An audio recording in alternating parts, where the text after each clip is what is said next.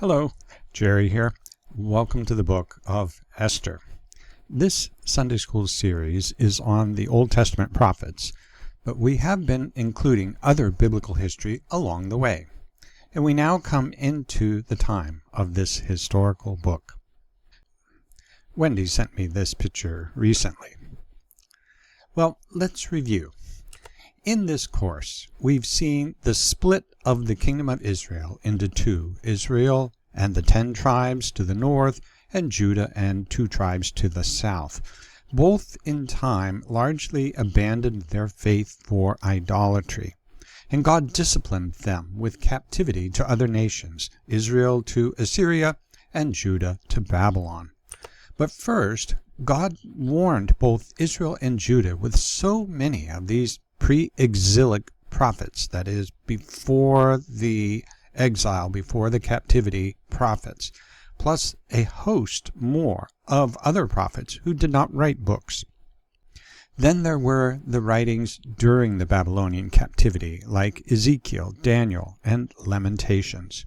Finally, there were post-exilic writings after the Babylonian captivity, Ezra, Haggai, Zechariah, Esther, where we are now, Nehemiah, and Malachi. God is a great communicator, and His holiness, love, and mercy were expressed in so many creative and powerful ways through these and, as I said, many other prophets and priests and Levites. Now this slide is kind of like a mall directory. You are here. Now, there were 3 returns from Babylon back to Judah. We've covered the first under Zerubbabel the governor and Joshua the high priest in Ezra 1-6 and with Haggai and Zechariah. Before the second return, there is Esther, where we are now. Then the second return under Ezra, with the final return with Nehemiah and with the final writings of the prophet Malachi. What about the place of Esther? Not the Babylonian Empire, but the Persian Empire, who conquered them and inherited the Jewish exiles. The book of Esther occurs in the capital city of Susa, which today, by the way, is unoccupied, fortunately, so that the ancient ruins are still there, but nearby we see the modern city of Shush. Now, my last historical background topic. Here are the Persian kings of these times. Cyrus the Great, and he was the one who decreed for the Jews to return to Judah in 538 BC. We've already covered that. And then we scroll down to Xerxes as our next important Persian leader with the book of Esther, giving us a slice of history from 483 to 473 BC. And then last we come to Artaxerxes I, where we have the second and third returns of Judah with Ezra and Nehemiah. Now, what do you say? Shall we read this book? Now, in the days of Ahasuerus, the Ahasuerus who reigned from India to Ethiopia over 127 provinces, in those days when King Ahasuerus sat on his royal throne in Susa the citadel, in the 3rd year of his reign, he gave a feast for all his officials and servants. The army of Persia and Media and the nobles and governors of the provinces were before him, while he showed the riches of his royal glory and the splendor and pomp of his greatness for many days, 180 days. So, once upon a time, there was a great king over the Persian Empire who was so successful, so wealthy, he took a half a year off in celebration. The ESV Expository Commentary writes, "The purpose of this huge party involving hundreds of people is nothing more than pompous royal self-display." And it goes on for 180 days, half a year, in which the government of one of the largest kingdoms imaginable is doing nothing but partying. It's very significant that his army was said to be there before him in verse 3, because this falls right into what we know was happening at the time in 483 BC, the 3rd year of the king's reign. His father Darius had suffered a terrible defeat against the Greeks in 490 BC, the famous Battle of Marathon, where we get our marathon race from. The Greek messenger Phidippides running 26 miles between Marathon and Athens, and shortly before the 150 miles to Sparta and back. Now, Xerxes' passion was to avenge that loss and bring Greece into the Persian Empire. But first, Persia had to put down a revolt in Egypt. So now in the third year of his reign, in 483 BC, there was this 6-month celebration, and probably a lot of gloating over the Egyptian victory, and maybe some planning with the military commanders about Greece. This was when the book of Esther begins, revealing an 11-year window into Persian history.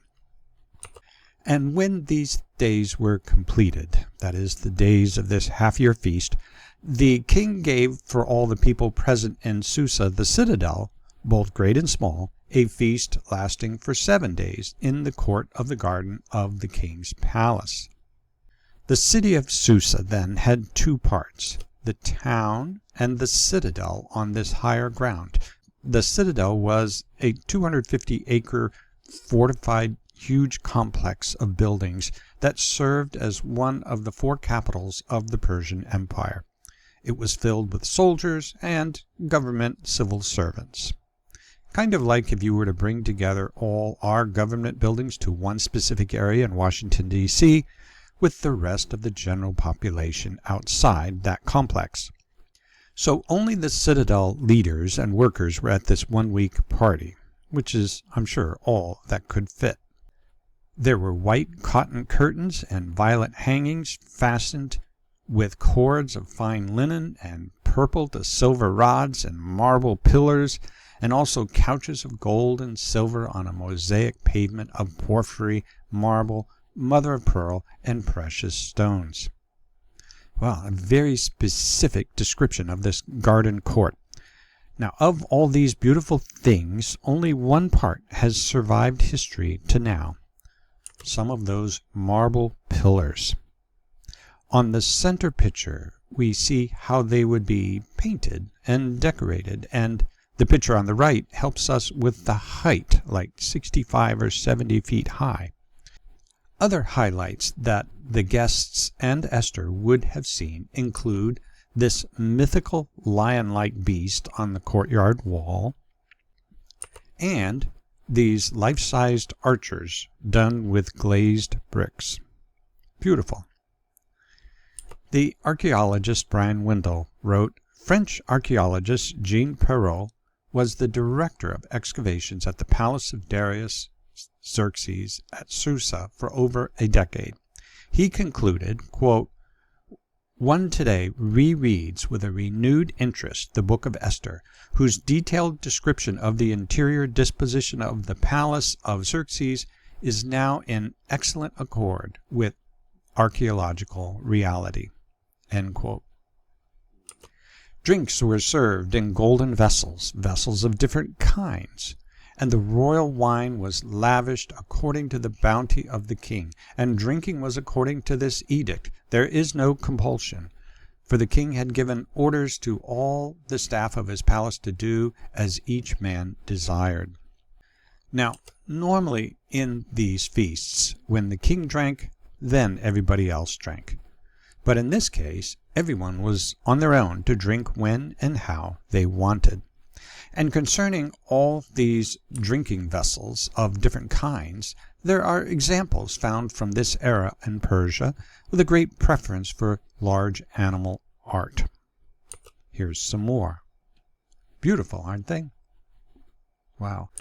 Queen Vashti also gave a feast for the women in the palace that belonged to King Ahasuerus. Here was the last detail in place before a very surprising event. Queen Vashti holds a separate feast for all the noble women. A strong woman of spirit, we think. Now, the big event that we have been set up for.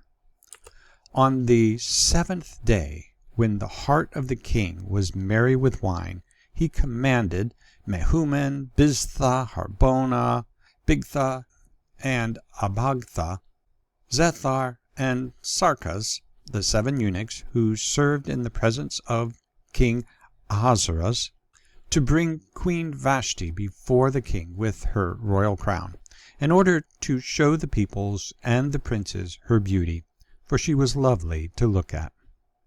Okay, we noticed first, on the 7th day. It's the last day of this final feast. Tomorrow was a regular workday. Second, when the heart of the king was merry with wine, he commanded. It was later in the last day, after he had consumed plenty of wine, so there's a strong connection between the order and the wine. The next part of the verse lists 7 servants to bring the queen into this party, probably to carry her while seated on her royal throne, like maybe 3 on each side and 1 in front to proclaim her. The king said she was to be wearing her royal crown, that is, come in your full regal attire, dressed up for a major appearance. Okay, last we're actually given the purpose. It was to show the peoples and the princes her beauty, for she was lovely to look at. The king wants to show off his queen. But Queen Vashti refused to come at the king's command delivered by the eunuchs. Well, it's hard to exaggerate how unusual, how unprecedented, how rare, how bold this response was by the queen. And by the way, this is a nice capture of this by the 19th century British artist Edwin Long. What makes this even more terrible and audacious was that this was a public command, as we'll see. How does that make the king look? That is, the king who is finishing over a half a year of showing off his royal opulence and authority, who now, with one of his last acts of the last feast, does not possess the leadership to even bring his queen over to his banquet from nearby. Wow, all the greatness and the glory of the king that he had been bringing upon himself suddenly escaped like air from a balloon. However, the way the Bible tells this story kind of leads us to have some sympathy with her. Now, in class, we'll have the women explain some of the probable reasons why Vashti would defy a royal order like this. She certainly understood that there would be severe consequences. She was not stupid. Here's a few thoughts I had. She became an object here that would reflect even more glory upon the king. Now, Vashti was a proud, classy, regal person, not to be objectified.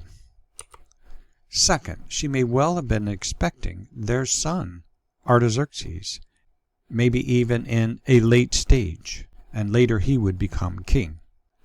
Third, the drunken state of the men's feast on that last day, and perhaps those last hours.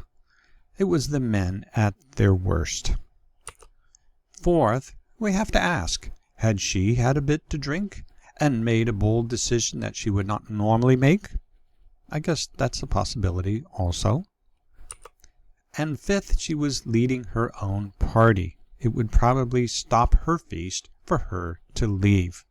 Now, ultimately, we don't know Vashti's motives, but it's not hard to sympathize with her and have negative thoughts about the king who would ask such of his queen during her feast. At this, the king became enraged, and his anger burned within him. Well, that's no surprise.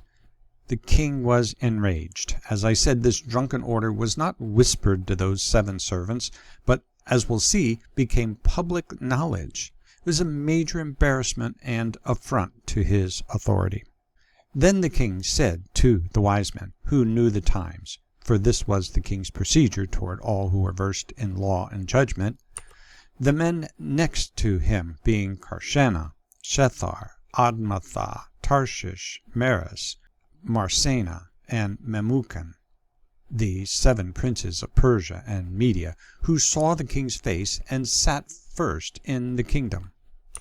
According to the law, what is to be done to Queen Vashti because she has not performed the command of King Ahasuerus delivered by the eunuchs? Then Memucan said in the presence of the king and the officials, "Not only against the king has Queen Vashti done the wrong, but also against all the officials and all the peoples who are in the provinces of King Ahasuerus. For the queen's behavior will be made known to all women, causing them to look at their husbands with contempt, since they will say, 'King Ahasuerus commanded Queen Vashti to be brought before him, and she did not come.' This very day the noble women of Persia and Media, who have heard of the queen's behavior, will say the same to all the king's officials, and there will be contempt and wrath in plenty. If it please the king, let a royal order go out from him, and let it be written among the laws of the Persians and the Medes, so that it may not be repealed, that Vashti is never again to come before King Ahasuerus, and let the king give her royal position to another who is better than she." So when the decree made by the king is proclaimed throughout all the kingdom, for it is vast, all women will give honor to their husbands, high and low alike. This advice pleased the king and the princes, and the king did as Memucan proposed. He sent letters to all the royal provinces, to every province in its own script, and to every people in its own language, that every man be master in his own household, and speak according to the language of his people. In time the king spoke to all his wise men, who are named here. They were of the very few privileged to look him in the eyes, rather than with head bowed. They understood the times, they knew the heartbeat of the nation, and they were experts in Persian law. And they were esteemed to have the wisdom to connect the two. The leader, Memucan, spoke out, and there were 2 parts to his advice. First, to banish Vashti from the king, according to the unchangeable laws of the Persians and the Medes. Since the story will do the rounds, so will this law, where the king set an example of what would happen to such a person as Vashti. Second, and it was heartily agreed upon, to command all the wives of all economic classes to give honor to their husbands, that the men might be the master of the house. Well, okay. That's not how it works in human nature, does it? Honor is earned and inspired, but hey, this was the best decision they could come to at the time with this bunch of wise men, maybe with an emphasis on wise men. It probably would have only taken one wise woman among them to give them a clue. The drama in chapter 1 with Vashti was just Act 1, Scene 1. We have not even met the 2 main Jewish characters yet of the story, and the antagonist. And if we didn't know the story, we might wonder, how in the world would these events have anything to do with biblical history? But don't we see that often? We observe in hindsight how certain seemingly chance historical events helped prepare the stage for something God wanted to do. For instance, we can see how the spread of the ancient Greek language across the Roman Republic and then the Empire set the stage for the New Testament to be written in Greek. The church began with primarily Jews, but the New Testament was written in Greek, not Hebrew, so that both Jews and the Gentiles could read it. The spread of the Roman roads before the apostles facilitated the spread of the gospel along those many roads. There's so many other stories we could tell. Now, don't you love the 18th century nursery rhyme, The House That Jack Built? Here from an 1878 Caldecott book. So gather round. This is the house that Jack built. This is the malt that lay in the house that Jack built.